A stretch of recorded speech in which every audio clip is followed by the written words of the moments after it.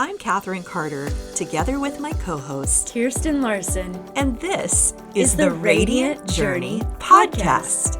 The writer of Proverbs tells us that the lovers of God walk on the highway of light, and their way shines brighter and brighter until the perfect day. This is a podcast about discovering the revelatory wisdom and surprises that Jesus plants along our journey, and the joy of unpacking and putting to use the nuggets that we uncover. If you struggle with finding or staying true to your unique purpose, or you just need a little encouragement to keep you going, we hope that this is a safe place to rest and refuel for your next steps. Yours is a radiant journey, and we want you to savor every moment of it. Shall we begin? Hello, friends. Welcome to episode 3. Woohoo! We are very excited to share this topic with you today. If you have ever felt stuck, depressed, or even blocked, this one is going to really hit home for you. Yeah, it is. Kirsten has been sitting on a piece of revelation out of a passage of scripture, and we've been talking about it on our walks. You guys know we go on a lot of walks. And she's like, what about this for a podcast topic? And I was like, yes, let's do it, because we have seen this particular subject come up again and again in our different counseling situations with our clients, with our classes that we've taught. And so we really think it's going to be something you find practical and useful in your own life. Yeah, absolutely. Absolutely. And it's something that we've seen personally by applying it. And this is a revelation as well as a powerful principle that you can use over and over and over again in your life. And it is actually something personal to me that when I was going through a really hard time years ago, I discovered this. I believe maybe a pastor, or I was just reading the word. I can't even remember exactly how it unfolded. And I thought, wow, I have been deep in a kind of a realm of self-focus and trying to heal. Yeah. And which we believe for good reason. Yeah. We both love healing, and we both love helping others get their breakthrough. But it was this revelation I had while in this particular passage that there is something that the Lord holds very dear to those who help others. So we're going to look at that a little bit today in how applying this passage and this principle and this revelation can actually help you unlock some powerful breakthrough in your life. Yeah, and we want to say we love self-help. There's a lot of good material out there, and so we're definitely not saying don't do it. But we're recognizing there comes a time when maybe we've spent a little too much time focused on ourselves. I had a client not too long ago who spent a lot of time just thinking about her thought life, and just over and over again was like, oh, I just keep having these negative thoughts, or I keep this, or I keep that. And she was taking such care to log every thought every day that it started to feel like a burden. It started to feel like a weight. It started to feel like, gosh, I don't know that sitting here and going around and around in your mind over and over again, even if it's for the purposes of self-improvement, is really going to help you. And so that's why I loved what Kirsten's about to share. Yeah. So this passage is Isaiah 58, and specifically verse 6 all the way to the end of 14. But we're just going to look at some of these pieces and ask some questions and even think about how this can apply, because it's just so powerful. And this is where it comes from. The Lord's speaking to the Israelites, right? And they're all kind of saying, hey, we're fasting and we're praying and we're doing all the things. And God's kind of coming at it from an angle of saying, don't forget that I look at the heart. And if you remember with David, right? They said, I look at the heart, not the outward appearance. And I think many times we will often use fasting as a way of like, hopefully this external practice is going to help give me some internal breakthrough. Yeah. And it can. So we're not saying it's not going to work, but we're saying this is a powerful thing that the Lord says. this is actually the kind of fast that I desire. And he says, remove the heavy chains of oppression and set free the crushed, break off every yoke, share your food with the hungry, provide for the homeless, bring them into your home, clothe the naked. And this is what I love. Verse 8, he says, then my favor will bathe you in sunlight until you are like the dawn bursting through a dark night. That sounds like breakthrough. Right? That sounds like something is shifting, something that has been long awaited is finally coming to pass, which I think people who feel stuck often feel like it's not. Yeah. It's so easy to give up when you're praying, when you're fasting, when you're contending, and there's a long wait and it doesn't happen right away. Yeah. And that's what's so beautiful about this is the Lord's like, look, if you're going to commit yourself to a fast, don't just do it focused on yourself and what's going on with you. The kind of fast that I love is when you are looking beyond your own problems and your own needs to meet the needs of others, which is so powerful because when we're focused on our problems, we're focused on us and our tiny little world, right? What's going right? What's going wrong? And he's saying, lift your eyes up. I need you to look to the left and the right. I need you to see who's around you. Who can you help in this moment, even before your own breakthrough comes? Wow. Wow. And this is so good because it reminds me of like the times where people say, oh, I'm going through a dark night of the soul. And I want to kind of, even ask you this kind of question here in the middle of this, but okay, you see a lot of people that have been hurting both in ministry, in life, and in counseling. And we know that sometimes when people are going through a dark night or a troubling season or deep challenges, and maybe you listening, you've experienced this in your life, you might be thinking, well, that's all well and good, but how do I help anyone when I feel like I can't help myself? Yeah. And I think that's where we have to be careful. We're not equating helping someone with the same problem we're having. Because of course we're walking a journey with the Lord. Yes, we're going to have great life lessons on the other side of it. And we're learning things as we go, but helping someone can be as simple as the proverbial offering someone a cup of water, asking people over to your house to share a meal, giving somebody a ride to the airport, especially in Southern California. That is a sacrifice.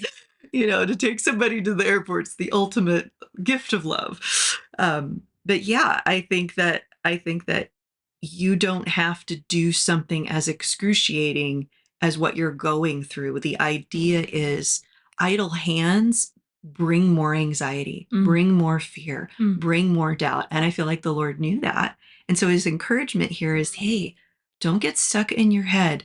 Pray for it, wait for it, contend for it, but let your fast involve getting out into the community and not forgetting those around you. Wow. I love that. I love what you're saying because that's so true. You are saying that we continue on our own healing journey.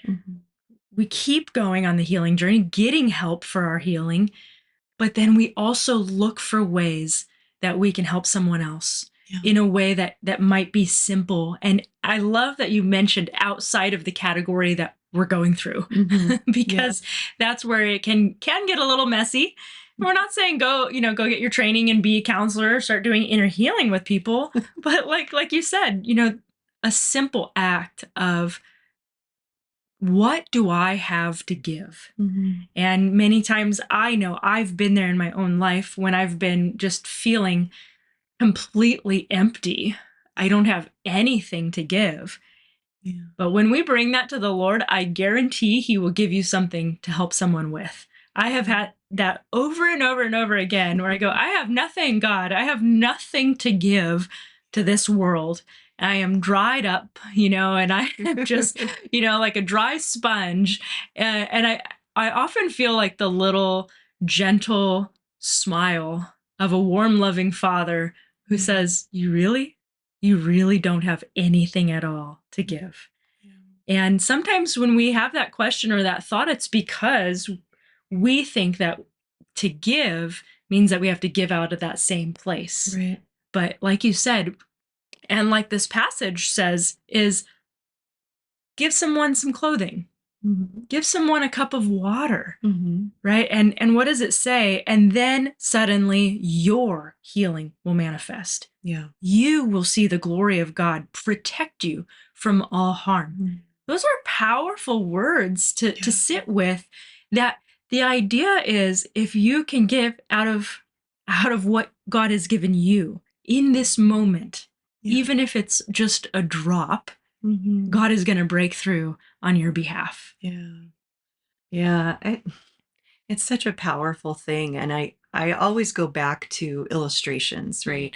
I love watching movies. I love a good story. And one of my favorite shows is, of course, Downton Abbey. We watched that together many times through. And I'm thinking about this scene. So for all the Downton Abbey fans out there, I remember this one scene with Anna, who was the head housemaid, and she is going through something really terrible. I can't even remember if she's married Bates yet, but basically, I think he's back in jail, wrongly convicted. He didn't do anything, but he's wrongly convicted, and she's crying, being separated from him, and she's in the depths of despair, and the audience is feeling that, and she goes up to the bedroom where she sleeps with the other housemaids, and one of the other housemaids is bawling on her bed, and she's crying and crying, right? And so Anna walks in with her red face, and she's got her handkerchief, and she's trying to take care of herself, but she walks in and sees her, and you even see this sort of this sigh, and she's just like, right? Oh yeah, I'm not the only one who's hurting right now. And she grabs a chair and she drags it to the girl's bedside, and she sits down and says, "Tell me what's going on." And that to me is like such a beautiful example of what it looks like when you can be in your own pain, right? Sitting down and talking to this girl about what she's going through. I mean, she hardly had anything in her. You could tell she didn't have the strength. But to stand there and see someone else's pain and go, okay, I can just sit and listen for a minute is just I just think it's such a beautiful picture. And then for the Lord then to up the ante and say, look, not only are you doing a nice thing, but your own healing will be expedited as you reach out, as you do these sacrificial things to give and meet somebody in their need. Yeah, it's so true. And we see this so often, right? When there's somebody just really, really feeling stuck, and you notice that the world, when we get stuck, the world begins to revolve around ourselves. And I think that's the rich revelation in this passage, is that God has created us to need one another. He has created us, and it's almost, this is something that is interesting. It's almost like the principle of the tithe. When we it's not about, the percentage or about the rules of it, but it's about when you give into the kingdom, it is given back to you. And it says that in Luke, right? When you give, whatever measure you give, it will be given back to you overflowing. And so you start to go, do I need help? How can I help someone else? Yeah. It's like the principle of sowing and reaping. Yes. Just because you're going through something difficult doesn't mean that principle stops working. So if you need something in the midst of some trial or challenge that you're facing, you can still sow to reap in that. Yeah, exactly. It's a heavenly principle that we're connecting with to say, this is a law of heaven and earth. When we sow seeds in earth, we reap plants. When we sow things into the kingdom, into someone's heart, isn't it Jesus that says, when you give to the broken, when you gave a cup of water to the needy, when you gave to the children, you gave to me. And so when we do that, when we serve one another, we actually are giving to Jesus. And in return, what we're doing is we're actually saying, I am sowing in to the kingdom for my own breakthrough. Yeah. And, you know, if you are feeling like, whoa, I feel stuck, I feel blocked. I want to say, give it a try. Yeah. Who needs a little bit of help? I've got one drop of to give, and I'm gonna sow it in. Love that. I love it. And who, of course, gives us like the ultimate example, who carried more than any of us did. Jesus did. If he wasn't in need, who, you know what I mean? Like, he's carrying the weight of the sin of the world on his shoulders, and yet he's still got these 12 guys that he's, you know, running around with that are jostling for positions in the kingdom and want to be seen and want to be known and want so many things, need so many things. And he could have been like, y'all, I am over this, you know, I'm trying to take care of something really important here, right? But he didn't. Yeah. He was filled with compassion. So that, of course, leads me to believe that spending time with the Father is so key to being able to do this. Yeah. Because when you're going through pain, it is a supernatural act to be able to give to others. And so I would come to the Lord and I'd just be like, all right, Lord, I know that I am hurting. I know that I'm in pain. I know that my breakthrough hasn't come yet. Yeah. Would you, Lord, take those things? I set them before you on the altar. And Lord, now would you fill me with supernatural eyes to see, ears to hear, and something to give to those who are in need around me? Yeah. He had to have had conversations, don't you think? He had to have conversations like that with his Father to be able to do what he did. Yeah, absolutely. He could have curled up under his covers and been like, you know, wake me when it's time for the crucifixion. Right. He could have. He would have had every reason. Oh, yeah. Yeah, absolutely. And of course, he knew his timing of when to give and when not to, when to draw away to refresh himself, when to give out of that overflow. And so, you know, there's that tender balance of, you know, if you're giving all the time, you need to withdraw and spend some time filling your tank. Yeah, I think that's important, is the giving from the overflow, because I think a lot of us, myself included, can feel in stuck places like we're down to a trickle. We don't have an overflowing fountain on the inside. We've barely got enough. So how are we possibly going to be able to give? Yeah, that's why, you know, as we talked earlier, it's so important to ask the Lord, just say, you know, Jesus, I like to do this in my journal. Jesus, what is one area that I could sow or that I could give today? Because like we said, you know, you may feel physically drained. So is your mind sharp? Could you send someone an encouraging text that might need it? Yeah. You never know where people are and how powerful that little message can be.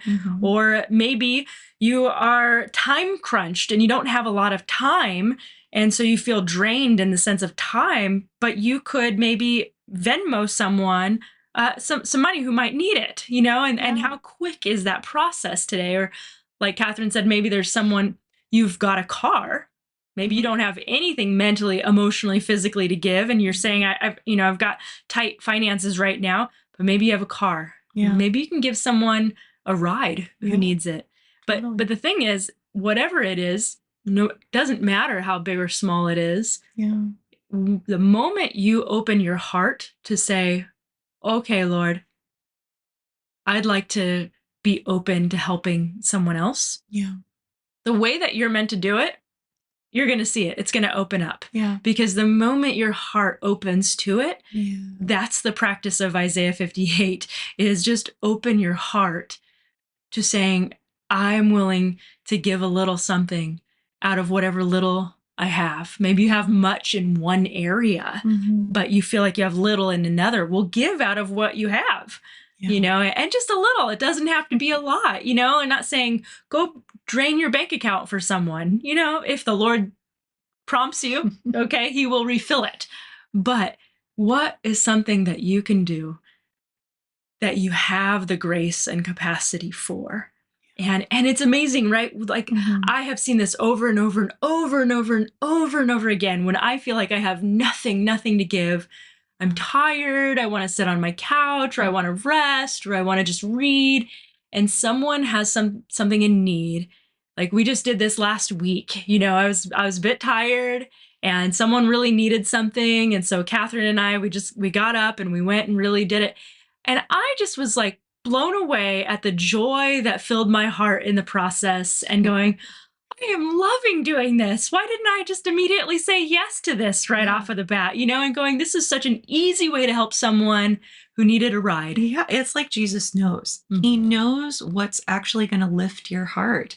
And contrary to what our flesh wants to do in the moment, it's to give, not just grab for something to fix it. Yeah. It's really amazing and beautiful that he lets us share in that joy. Wow.